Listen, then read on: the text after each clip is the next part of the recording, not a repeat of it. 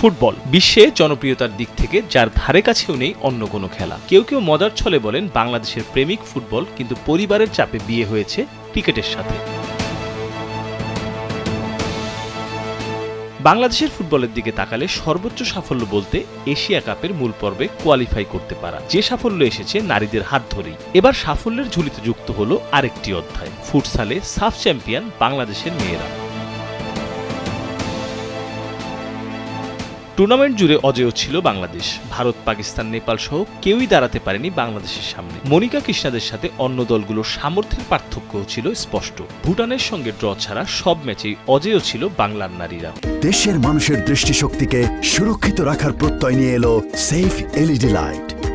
2022 সালে নেপালের কাঠমান্ডুতে বাংলাদেশ নারী ফুটবল দল প্রথম সাফ চ্যাম্পিয়ন হয়। তখন ফুটবলার সানজিদা আক্তারের স্ট্যাটাসের প্রেক্ষিতে ছাদখোলা বাসের ব্যবস্থা হয়েছিল। 2024 সালে পুনরায় চ্যাম্পিয়ন হওয়ার পরও সাবিনারা ছাদখোলা বাসে এসেছিলেন। এবার ফুটসাল চ্যাম্পিয়নের পরও পেলেন একই রকম সম্মাননা।